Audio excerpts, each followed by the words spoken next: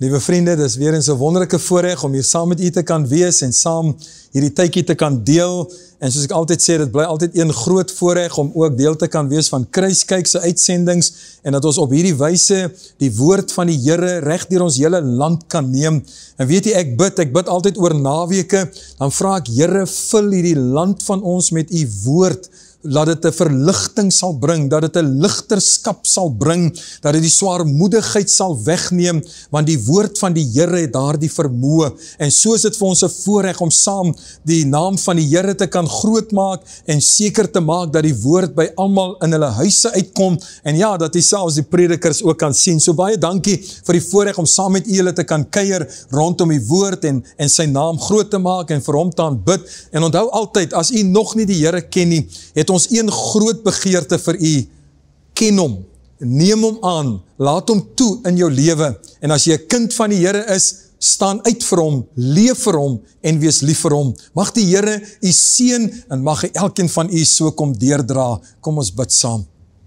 Hemelse Vader, ons sê vir u so baie dankie vir so 'n wonderlike voorreg wat ons kan het, Here, om met mekaar as broers en susters in die Here te kan verkeer. Dankie Here dat ons hoef nie aan dieselfde kerk te behoort nie. Dankie dat ons hoef nie dieselfde wyse van aanbidding te het nie. Maar Here, wat vir ons een maak, is Jesus self. U is die middelpunt. U is die weg tot saligheid, die enigste weg. En as ons daardie weg gevind het, Here, dan word ons broers en susters in die Here.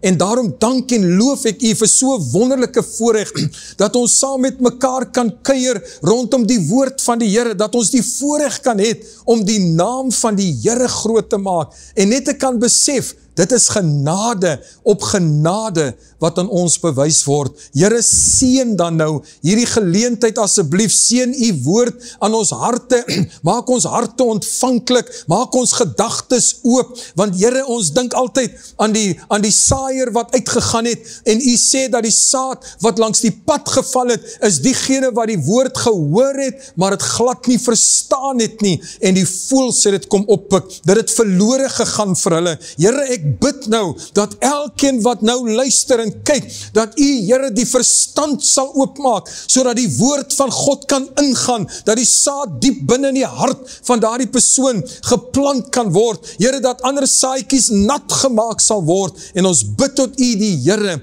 wat die groei verskaf, dat u sal gee, dat u woord sal groei in mense se lewens. Kom versterk elkeen. Here, u weet dat elke keer as ons saam met mekaar is daar altyd iemand wat deur 'n moeilike tyd gaan, iemand wat deur teleurstellings gaan, iemand wat dalk hartseer is en 'n geliefde aan die dood afgestaan het. Here, hierdie siklusse kom by ons almal verby. Ek bid dan nou, dat u so iemand kom versterk, dat u so iemand sal kom aanraak. Here, dat u liefde oor so iemand sal kom uitstort, soos net u en u alleen dit kan doen. Here, kom nou, seën ons asseblief, en word net verheerlik in ons lewens. In Jesus naam bid ons dit alles, en met baie dankseggings. Amen. Amen. Goed, liewe vriende, ek wil graag saam met u lees hier uit Matteus hoofstuk 26, en ek lees vanaf vers 36 tot 46, so ons werk hier saam met die sesse, Matteus 26, vanaf vers 36 tot en met vers 46, en het gaan oor Jesus in Getsemane. Toe kom Jesus met hulle in 'n plek met die naam van Getsemane, en hy sê vir die disippels, sit hier onderwyl ek daar gaan bid.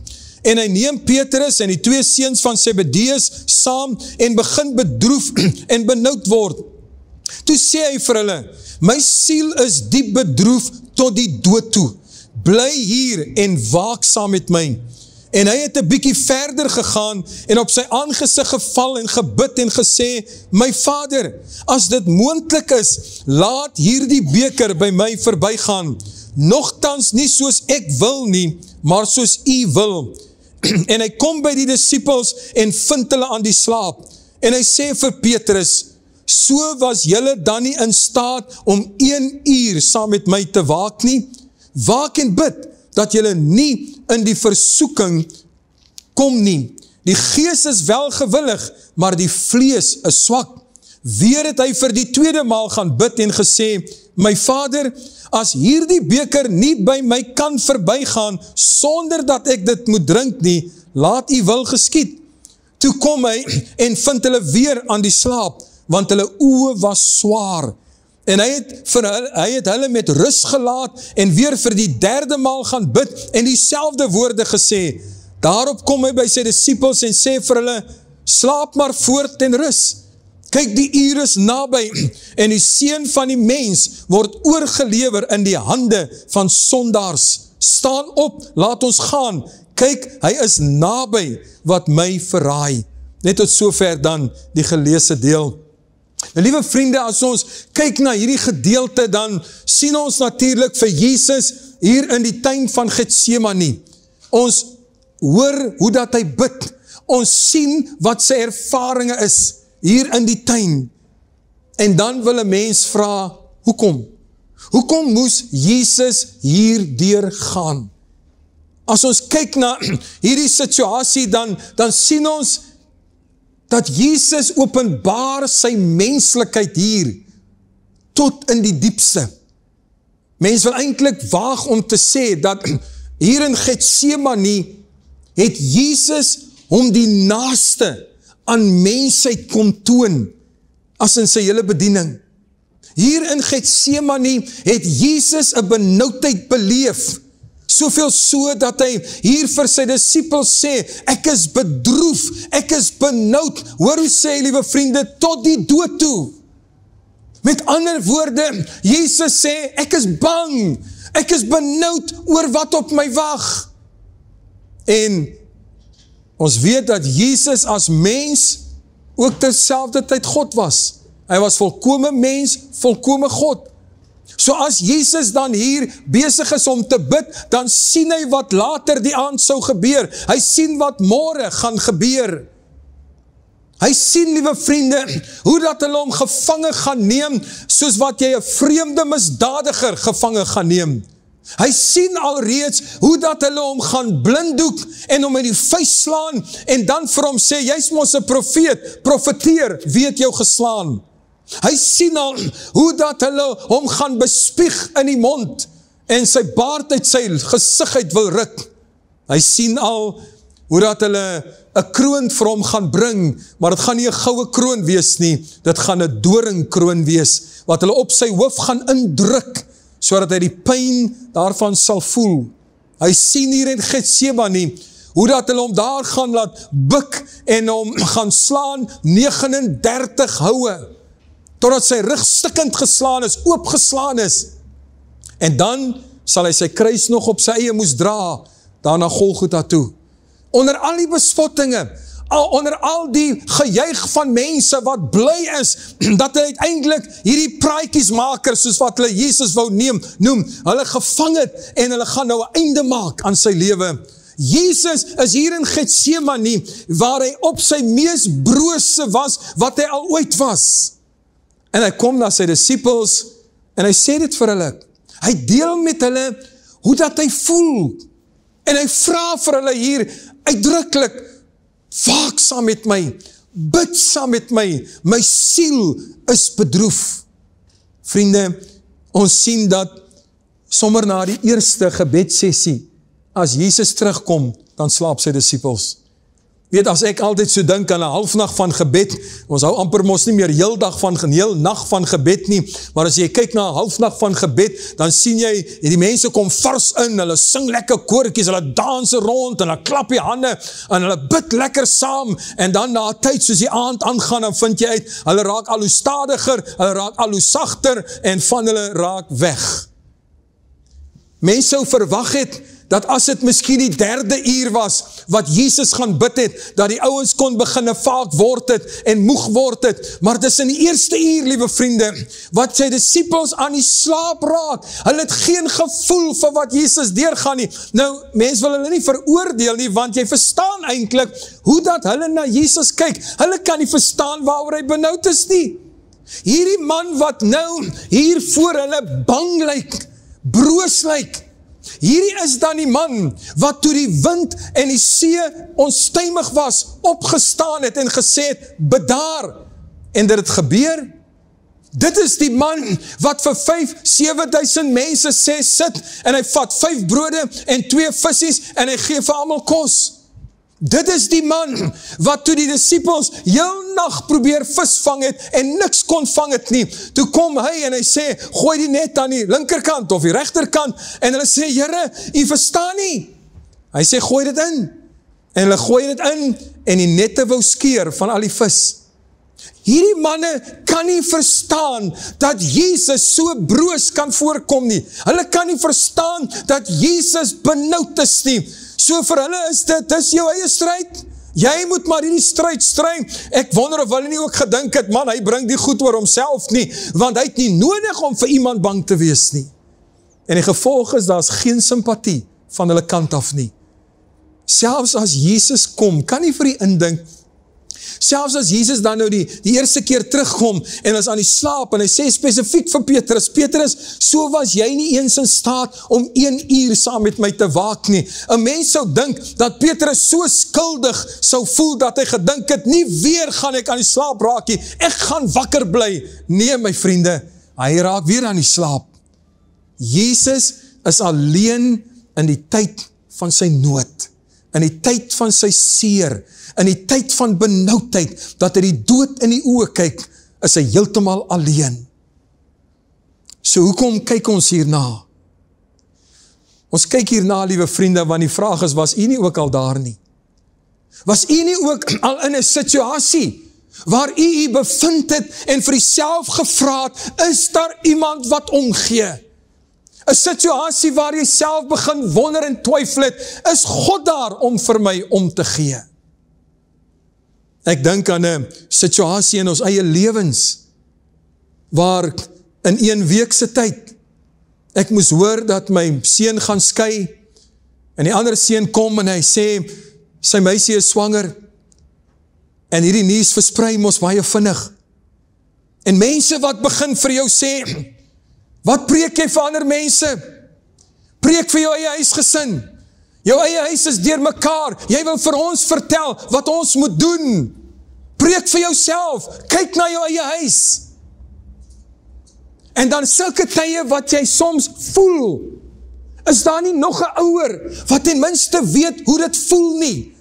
Want watter ouer is dan nou bly as jou kind gaan skei? En watter ouer is bly as jou seun se meisie swanger word? Hoekom sal jy bly wees daaroor? En jy weet is nie wat dit moet wees nie. Maar jy sien, daar kom tye in 'n mens se lewe, wat jy alleen voel, wat jy alleen staan, of het voel ten minste so. En die vraag is, so hoekom praat ons oor Jesus in Getsemane? Want Jesus wil vir ons sê, as jy dink, daar's iemand wat nie verstaan nie, ek my kind verstaan. Ek het deur dit gegaan, ek het hierdie pyn wat ek gehad het, alleen gedra, want daar was niemand wat iets vir my gevoel het nie. Vriende, wat ek nou wil doen, en dit is regtig waar, net soos wat die Here dit op my hart kom gooi, ek het niks gaan neerpen, sodat ek kan onthou om dit vir u te vertel nie, maar wat ek eintlik wil doen, is om net 'n paar voorbeelde vir u te gee, ware voorbeelde, gaan nie vir u sê mense, of wie dit was nie, maar ware voorbeelde, waarmee ek al te doen gekry het, en dan wil ek vir u vra, dink aan jou situasie, dink aan wat jy al deurgemaak het in die lewe, en dan dink jy aan, hoe het jy gevoel daardie tyd, toe jy alleen gevoel het, toe jy verstote gevoel het, toe jy stikkend was.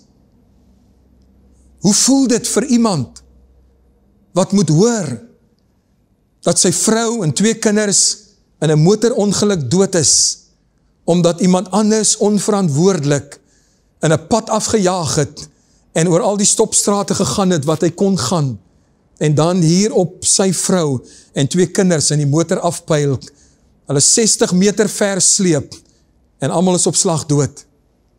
En jy bel om te hoor, waar is jou vrou, waar is hulle, wat hou hulle op, en iemand anders stel die foon op en sê, meneer, ek staan hier by 'n motorwrak, wat in 'n ongeluk was, en die insittendes is dood. Hoe voel dit? Nie een van ons kan vir mekaar dit sê nie. Ja, dalk is daar iemand wat nou luister en sê, ons is deur so iets. Ons het al so geliefdes verloor. En die vraag is, hoe kom 'n mens deur dit? Wat doen jy om daar deur te kom? Hoeveel situasies het ons nie al van gehoor, persoonlik? Van 'n persoon wat haar eie lewe wil neem, getroud, kinders, op die oog af lyk dit goed, van 'n afstand af, maar wat gedurig in depressie verval, wat by die plek gekom het waar sy sê, dis nie meer die moeite werd om te lewe nie. En as jy dan gaan praat en vra, wat is fout? Wat het gebeur? Wat is dit wat jou lewe so stikkend gemaak het? Dan vertel sy vir jou, ek is deur my pa gemolesteer. Elke nag, dan kom hy om na my kamer toe en hy doen verskriklike dinge saam met my en hy dreig my en hy sê vir my, jy sê nie vir jou mamma nie, want dan gaan daar moeilikheid wees. En as ons skuldige dogtertjie, as jy so bang vir die moeilikheid, jy leef daarmee saam en dan uiteindelik gaan trou jy en jy het 'n man en jy moet saam met hom slaap en jy moet kinders in die lewe bring en jy ervaar nooit jou man by jou nie. Jy ervaar hierdie monster wat elke keer omgestap kom om te doen wat hy wil doen. Die vraag is, hoe kom 'n mens daaroor? Hoe verwerk jy dit? Hoe kry jy oorwinning? 'n Oupa wat sy kind verkrag, herhaaldelike kere, want die kind word elke keer daar afgelaai. En daardie kind moet nou 'n vrou word, moet 'n jong meisie wees, moet 'n vrou word, moet kinders aan die lewe bring, moet 'n man gelukkig hou. En haar ervaringe is wrede ervaringe van wat intimiteit beteken. Vrou wat ek persoonlik geken het ook, wie se man voor haar oë vermoor was, toe hy van nagskof afgekom het. En die misdadiger het sy het gesien dit gebeur, en tog ten spyte van dit alles, is daardie man nooit aangekeer nie, alhoewel almal, hy was deurgegee vir die polisie alles, maar hy is nooit in hegtenis geneem nie, hy het nooit straf gekry daarvoor nie, inteendeel, hy het daar altyd met 'n gluur gesig aangekyk, asof hy vir haar wou sê, wat kan jy doen daaraan? Wat doen 'n mens, liewe vriende? En ek kan nog honderde situasies vir u skilder, en u weet van baie sulke situasies waarvan ek praat. Wat van 'n vrou wat haar man al die jare bygestaan het, hulle kinders pragtig groot gemaak het, gehelp het dat hulle huisie en 'n voertuig en al die mooi dinge van die lewe bekom, en dan kom hierdie man op 'n aand en hy sê vir jou, ek is klaar met jou, ek wil 'n egskeiding hê. Ek het iemand anders gevind, ek het iemand anders jonger as jy gevind, iemand anders mooier as jy, beter as jy, en dan is hy so swak en sleg, wil ek amper sê, dat hy nie in sy vrou en sy kinders altyd wil ondersteun nie, maar dan moet hulle op Facebook sien, hoe dat hy met hierdie ander vrou en haar kinders vakansie gaan hou, en sy sukkel net om haar kinders aan die lewe te hou, en vir hulle te kan sorg. Vriende, wanneer jy in hierdie dinge ingaan en hierdie dinge beleef, dan voel jy alleen. Ja, almal sê vir jou, wees sterk. Almal sê vir jou, hulle bid vir jou en vergeet die oomblik as hulle van jou af wegstap. En jy kom agter, daar's bitter min mense wat by jou staan en saam met jou deur hierdie pad loop. Ek dink aan 'n jong seun, eintlik het sy ma na my toe gekom en vir my gevra, ek moet met hom gaan praat, hy is 17 jaar oud, hy drink om dood, hy gee nie meer om vir die lewe nie, hy gee niks om vir niks nie, en so ry ek na hom toe, en ek gaan besoek hom, ek sê vir hom, luister, ek kom nou van jou ma af, en sy het nou vir my jou storie vertel, is dit waar, dat jy so baie drink? Hy sê, ja, ek gee nie om nie, hy sê, daar staan my wyn, daar onder die bossie staan die wyn, ek drink elke dag, in my werk, ek gee nie om nie. Ek sê, maar hoe is dit moontlik dat iemand van 17 jaar nie drome het nie, nie voel uit 'n toekoms nie, wat het gebeur in jou lewe? En hierdie jong seun het in trane uitgebars en hy haal uit sy sak het, haal hy 'n foto en hy sê vir my, Dominee, sien jy hierdie man op hierdie foto? Hy sê, ek loop met sy foto elke dag in my sak. Ek praat met hom en ek vra vir hom, is ek dan so afskuwelik dat jy my ma gelos het toe sy swanger was? Jy het nog nooit kon kyk hoe lyk ek nie. Jy stel nie belang om met die kind te sien wat jy vir die pa van is nie. Hy sê, as my eie pa nie vir my omgee nie, hoekom sal ek vir die lewe omgee? En ek weet, ons kan klomp dinge het wat ons vir so 'n jong man wil sê. Liewe vriende, dis die seer in sy lewe. Wat is u seer vandag? Wat is die pyn waarmee u loop? Wat is die situasie wat maak dat u ook sê, is daar dan niemand wat omgee nie? Waar is die Here in hierdie tyd? En dit is juist hierdie tyd, my liewe vriend, wat die Here na jou toe wil kom en vir jou wil sê, vir daardie rede was ek in Getsemane, om regtig te kan beleef wat jy beleef. En hy wil sy deurboorde hand na jou uitsteek en hy wil vir jou vra, sal jy my vertrou? Sal jy my toelaat om saam met jou vanuit hierdie seer te loop? Vriende, want dis nie wat mense vir jou gaan sê, wat die oorwinning gaan bring nie. Dis wat Jesus in jou lewe gaan doen, wat die oorwinning gaan bring. En daarom het ons nodig om hom te vertrou met hierdie situasies. En ek weet, jy gaan vir my sê, maar ek vertrou hom, ek bid, ek vra vir hom. Ek wil jy enkie verder vat. Ek wil vir u vra, het jy al iemand gevind wat u kan vertrou om hierdie seer in jou lewe aan die lig te bring? Iemand wat jy weet, dit gaan daar bly tussen jou en hom na die Here toe gaan. Dit gaan nie verkondig word nie, maar dat jy genesing kan kry. Ek onthou, in 'n ligter trant, my seun het altyd, toe hy nog kleiner was, saam met my gegaan, oral waar ek gegaan het, hy wou altyd by wees as 'n kind. En baie keer dan het hy daar gesit en hy hoor mense praat met my, hy weet nie waaroor hulle praat of wat nie, maar hy sien soms hulle huil miskien, hulle lyk bedruk, en dan as hulle weer wegloop, dan glimlag hulle, en dan sê hulle ook vir my, Dominee, ons voel nou sommer baie beter. En dan het my seun altyd vir my, of baie keer vir my gesê, Daddy, jy's dan 'n slim man, jong. Almal voel beter nadat hulle by jou was. En ek kon nou nie vir hom het verduidelik het nie, in daai stadium, hy sou nie verstaan nie, maar die punt was, ek het geen raad gegee nie. Die punt was dat mense het gepraat oor wat die binnekant is. Mense het gepraat oor wat pla, oor die seer en die pyn, en soos wat hulle dit aan die lig gebring het, so het daar ook saam met dit 'n gedeeltelike genesing gekom. Dat het dan makliker geraak om het te begin hanteer, want jy het nie meer self daarmee geloop nie. Jy het nie hierdie, en ek wil nie sê 'n fout nie, maar hierdie pa wat sy kind gedreig het, met as jy vir iemand sê, en sy hou dit vir haarself vir haar hele lewe lang, en het kom mors haar huwelik op. Die duiwel wil ook hê, ons moet met hierdie seer en hierdie pyn met saamleef. Hy wil hê dat het jou moet vernietig van binne af. En Jesus wil sê, laat het uitkom, laat het na my toe kom. En as Jesus sê, almal wat vermoeid en belas is, kom na my toe, sodat ek jou rus kan gee, dan is het doodeenvoudig dat hy vir jou wil sê, ek was ook al in Getsemane. Ek moes ook al deurgaan, is soveel so, dat sy sweet bloed geword het. My liewe vriend, ek wil vir jou nooi, sal jy hom kom vertrou, sal jy hom kom toelaat, om in jou situasie in te kyk, dat hy vir jou kan help, dat hy die bitter en die seer, en al die goed wat besig is om jou lewe te verongeluk, alles wat besig is om jou gesondheid van jou te steel, sal jy hom toelaat, sodat hy lewe vir jou kan gee. Kom ons bid saam. Hemelvader, ons sê vir die baie, baie dankie, dat ons in hierdie oomblikke maar net weer kan herinner word daaraan. Jesus weet, Jesus verstaan. Here, ons het 'n lied geluister wat sê, God see.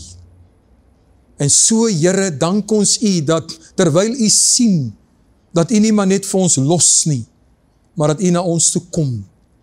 Net soos wat U dan na Hagar toe gekom het, daar in die woestyn, waar sy alleen was, op 'n dwaalweg, gevlug het met seer in haar lewe, en sy gehoor het hoe dat die Here met haar praat, en sy die plek genoem, die God wat sien, the God that sees.